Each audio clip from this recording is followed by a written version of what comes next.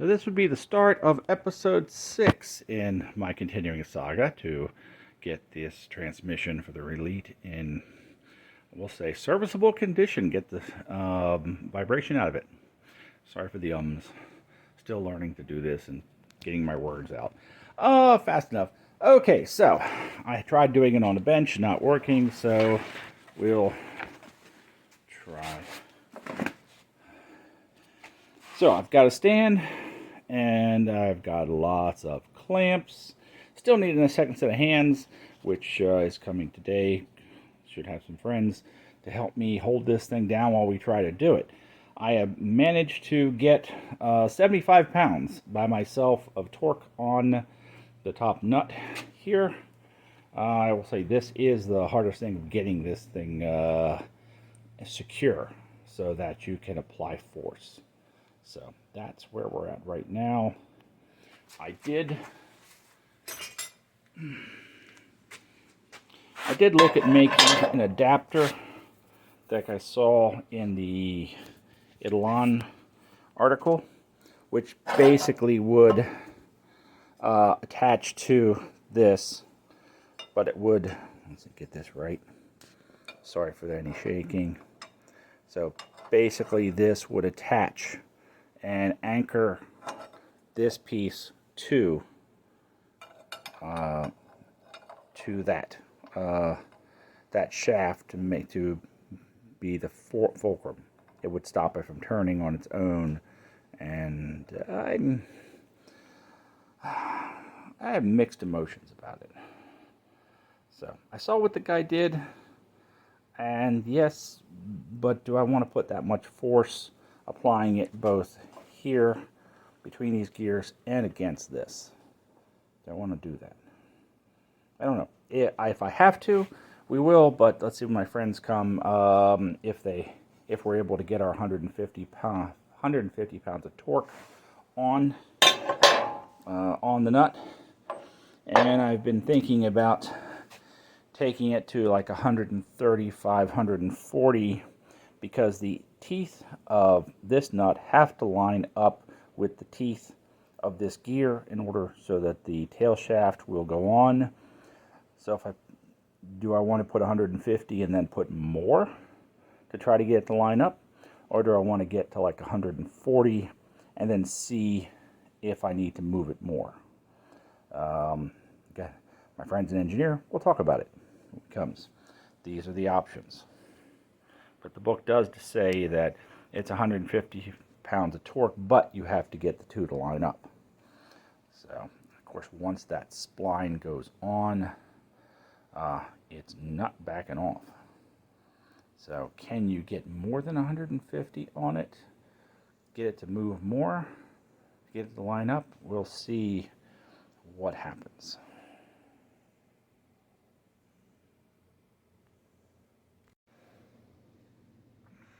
So we're able to get the last nut torqued up and torqued very close to 150, and we're in alignment on the splines.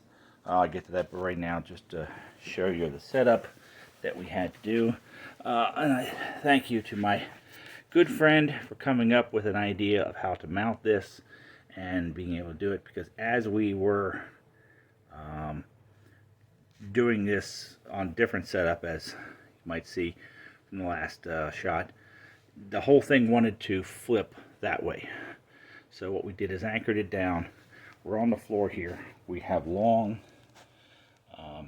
rails that we can stand on the rails and apply force in both directions. So one of us on the torque wrench, one of us on the bar holding at, and I did just move that clamp in order to hold that up. So, but we've clamped it down, which helps the fulcrum and the force, because everything wants to move, and this is the way it worked out.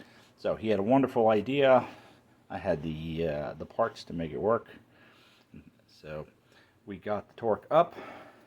I say we're very close to 150, but when you do get close to 150, you have to make sure that the edge of the nut lines up with the spline so that you can get on. So yes, we might be a couple pounds off of 150, but I think we're in alignment, and that is more important right now. We're close to 150 and in alignment.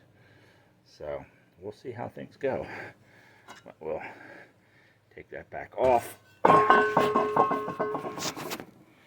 And that is how everything was anchored.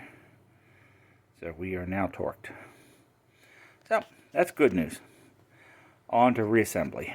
Let's see, I have to bend the lock tabs down on the front and back of the lower nuts, and then work out the front shim on the front cover. It's time for the front cover assembly, and measuring is very important in this, because through this setup, pardon me, through figuring this out, and they give you a formula calculation here to determine what thickness of shim you need. So the A is, so you have A, B, and C. A is the distance between the case and the edge of the bearing. So how far does the bearing stick, sorry for that, how far does the bearing stick out from the case? So that is A. B is, see if I can do this correctly here, B is from this level down to where the shim sits. And then C, let me go back over this way, C is the thickness of your shim. So it's B plus C, so it's the drop in the front cover plus the shim minus the how far the bearing protrudes out. And what I have here is B and C. Here's 220 and 20 thousandths, and so it comes to 240 minus 253, which is A. A is 253, which leaves me 13, which this is actually, the one I have is supposed to be 12, but it's actually 12.5 right now. And we're supposed to have a 2 thousandths bearing nip when it's all compressed. So the key here, let me go back here a ways, is the thickness of the gasket. Now, this gasket I've had for a while in my stores, and it is half the thickness of this new gasket that came in. So this gasket is 10 thousandths thicker than this old one. So if I went with this 10 thousandths thicker gasket, I then need a 10 thousandths thicker, so it would be a 22 thousandths shim, which Lotus didn't even provide them there. So the gasket material may be too thick that you're getting your gaskets from. So make sure that you're getting a gasket that is thinner to work. So this gasket is 20 thousandths. This is 30 thousandths. So there's a big difference in those two, and I haven't even put any glue on them. So when everything compresses, this should all work out perfectly with the 12. So I'd hate to think that if I was stuck with just running this gasket here, I'd have to end up getting stacking these or getting new shim material and making new ones. And we've been looking into trying to make some new ones, and it's rough. Just to figure out the mechanics of getting thin shim material made in this size. So, okay, that's the news of this, and I will be assembling this shortly. Another interesting difference in the two gaskets for the front cover is this is solid, and this has been hand cut. Came that way. Now there is a small oil drain right here, and I gather that cut is to allow more oil to drain, maybe relieving pressure on this seal so that it doesn't get too much pressure and oil will drain out faster. It's possible that's why that was done. Should be maybe somebody's tip that ended up just getting to the people I bought it from. So I'll have to make that decision whether or not I just nip that right where there. Might even nip it after it's attached. So cut it right in place after I've put sealer around and put it on. So we'll see. And for those interested about how we came up with these measurements, I'm sorry for the shake. Let's see if I switch hands. Maybe this hand will be a little less shaky. This is a drop gauge, which allowed me to, wasn't that expensive, and allowed me to come up with, get my 0 here, and then work out the digital scale as to how far it drops down, which also, sorry for that. So measuring how far on A that this bearing comes out from the case, what we did is take same drop gauge and put the flat on the face of the bearing, and then we could measure how high it was off of, measure how high it was off of the case. So that's a fairly inexpensive tester. Pretty accurate. I like it. It's easy to read, easy to work with. So that's how we got that measurement. Front cover is back on. There's been sealant put on both surfaces of the cover and on the case, and then let to dry some according to directions. It's aviation grade, and everything's bolted down and torqued. So I will say that there is more resistance now, but that's to be expected with the seal that's in here. Now offers a lot more resistance. So that explains why it doesn't feel as free as it did before. And I did take it back off, check that, put it back on, and it is the seal. After cleaning up the gaskets on the tail shaft of the trans, I noticed this area right here. It's got a bunch of pit holes and pieces, look like little, let's see if it'll pick it up, little high spots of metal that's in it. Don't know how that ended up that way, but it was under all the gaskets when I took the gaskets off. So I'm going to clean that up with a file, rinse everything down, and get it ready for putting the gasket on. So let's put it on there. It won't bounce as much if I come back out a little bit. Okay, so that's what I'm going to do there. The tail shaft has been prepped. So it has a coat of sealant on it, and I've also put some oil inside the receiver there just to make sure everything slides in well.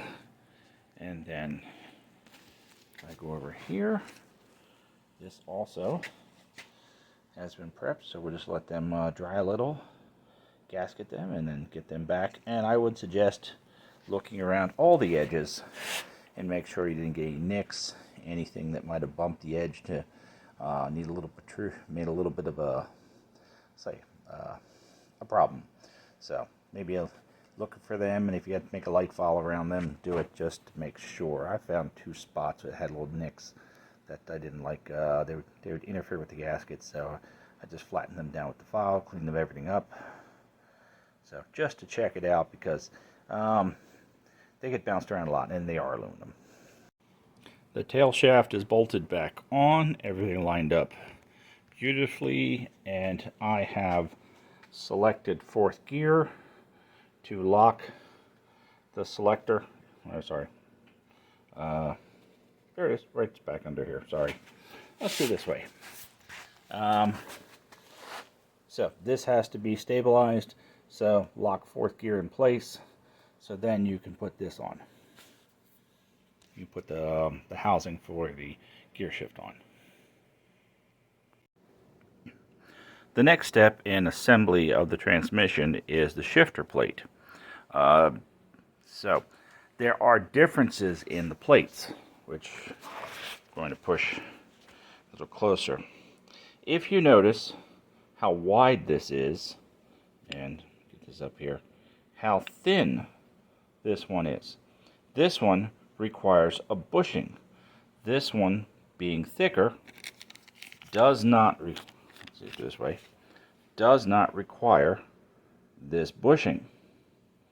So, because I was looking at it, and I thought I had to go get the bushing because I had new ones in stock from the back a few years ago, and this bushing right here, yeah, so it ends up being the same diameter. So if I take, we'll take the shifter, and it fits tight on there, and with the bushing, it fits tight on there. So there are differences in, sorry for that, there are differences in the shifter plates. So this should be looked at and checked when you're doing yours. So I don't need the bushing in the plate I'm using, and I wasn't even sure which way the bushing went, because that's another key thing, is that if you have the other one and you have to use the bushing, it goes on two different ways. So because there's a left side and a right side to it, or front and back, either way you want to look at it. So this is how originally, for this one that came out, sorry for this shaking, how it came out. Two hands do better than one when holding these cell phones, but you can't touch parts. So that's how that works, and just something to be cautious of when doing that.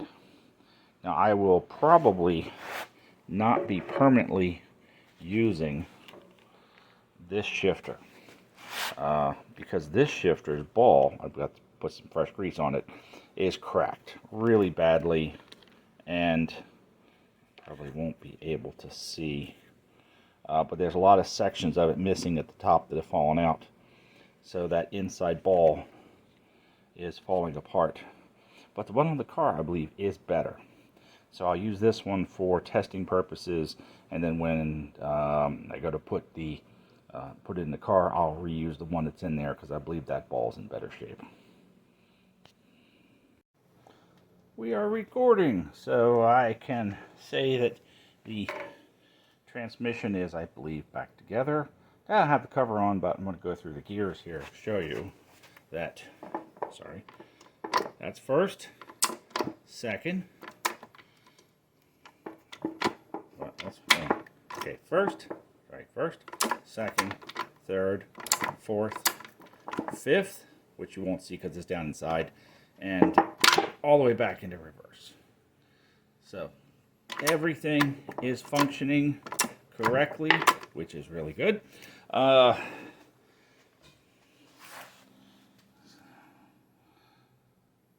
think that will.